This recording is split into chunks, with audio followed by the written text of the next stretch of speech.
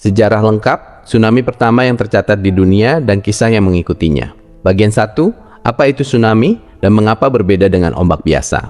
Sebelum kita menyebutkan kapan tsunami pertama terjadi, kita harus paham dulu apa yang dimaksud dengan tsunami. Banyak orang mengira tsunami itu hanya ombak besar biasa, padahal keduanya sangat berbeda. Ombak laut biasa terbentuk karena tiupan angin di permukaan air. Sedangkan tsunami terbentuk karena gangguan yang terjadi di dasar laut, seperti gempa bumi yang sangat kuat, gunung meletus di bawah laut, atau tanah longsor yang jatuh ke dalam air. Karena tenaganya datang dari dasar laut yang dalam, air yang didorong itu sangat banyak dan sangat berat.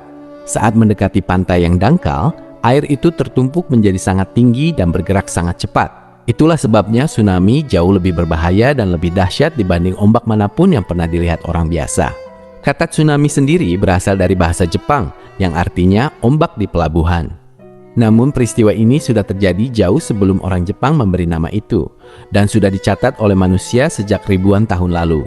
Bagian 2, peristiwa tertua dari sisa tanah dan batu, letusan Pulau Santorini tahun 1600 silam. Dari penelitian para ilmuwan, ditemukan bukti bahwa peristiwa yang dapat disebut tsunami paling dahsyat di masa lampau terjadi sekitar tahun 1600 silam.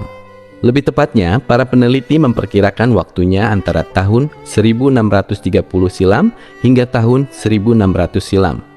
Peristiwa itu bermula dari letusan gunung berapi yang berada di Pulau Thera, yang sekarang dikenal sebagai Pulau Santorini di Laut Tengah wilayah Yunani saat ini.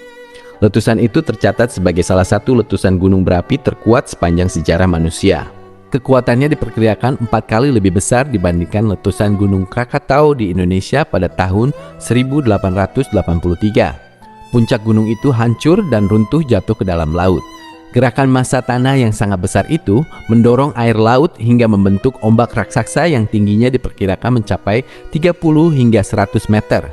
Tsunami itu menyapu seluruh pesisir Pulau Kreta yang berjarak sekitar 110 km dari sumber letusan dan terus menyebar hingga ke pesisir wilayah Suriah dan Anatolia. Peradaban Minoan yang makmur dan maju di Pulau Kreta hancur lebur akibat peristiwa itu.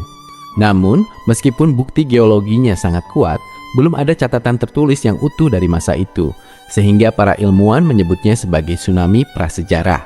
Bagian 3, catatan tertulis yang paling tua dan dapat dibuktikan, tahun 479 silam di Yunani, para ahli sejarah dan ilmuwan dunia sepakat bahwa catatan tertulis yang paling tua, paling jelas dan paling dapat dibuktikan kebenarannya tentang tsunami terjadi pada tahun 479 silam. Peristiwa itu terjadi di kota Potidaya di pesisir Laut Egea, wilayah Yunani. Pada masa itu, bangsa Persia yang dipimpin oleh Raja Xerxes sedang melancarkan perang besar untuk menaklukkan seluruh wilayah Yunani. Pasukan Persia yang sangat besar datang mengepung kota Potidaya. Pada suatu hari, air laut tiba-tiba mundur sangat jauh meninggalkan pantai, hingga dasar laut terlihat terbuka. Pasukan Persia mengira itu adalah keajaiban atau jalan yang terbuka untuk mereka menyeberang. Lalu mereka turun dan berjalan melintasi dasar laut yang kering itu untuk mendekati tembok kota. Namun tak lama kemudian, air laut kembali datang sebagai dinding air yang sangat tinggi dan bergerak sangat cepat. Ombak itu menenggelamkan sebagian besar pasukan Persia dan kapal-kapal yang berada di dekat pantai. Warga kota yang selamat kemudian menuliskan peristiwa itu dengan rinci, dan catatan itu tersimpan hingga hari ini sebagai bukti tertulis tertua tentang tsunami yang pernah dicatat manusia. Bagian 4, catatan dari negeri Ugarit, tahun 1300 silam, yang sering dianggap tertua. Selain tahun 479 silam, ada pula catatan yang berasal dari negeri Ugarit, wilayah Suriah saat ini, yang diperkirakan terjadi sekitar tahun 1300 silam. Catatan itu tertulis di atas lempengan tanah liat yang ditemukan di reruntuhan kota Ugarit. Di dalamnya tertulis bahwa bumi berguncang hebat, tembok kota roboh, dan laut datang menelan pantai beserta perkampungan dan kapal-kapal yang sedang bersandar. Beberapa ahli menganggap catatan ini sebagai yang tertua. Namun karena angka tahunnya belum dapat dipastikan dengan tepat, maka banyak ilmuwan lebih menetapkan tahun 479 silam sebagai tahun yang paling pasti dan paling jelas tercatat dalam sejarah. Bagian 5, catatan-catatan selanjutnya yang terus dicatat dari tahun 426 silam hingga masa Masehi. Setelah tahun 479 silam, peristiwa tsunami mulai sering dicatat secara berurutan. Pada tahun 426 silam, tercatat tsunami besar yang melanda wilayah Yunani dan pesisir Laut Tengah. Air laut mundur sejauh 20 langkah, lalu kembali datang sebagai ombak besar yang menghantam daratan. Banyak desa hancur dan penduduk yang tewas tersapu air.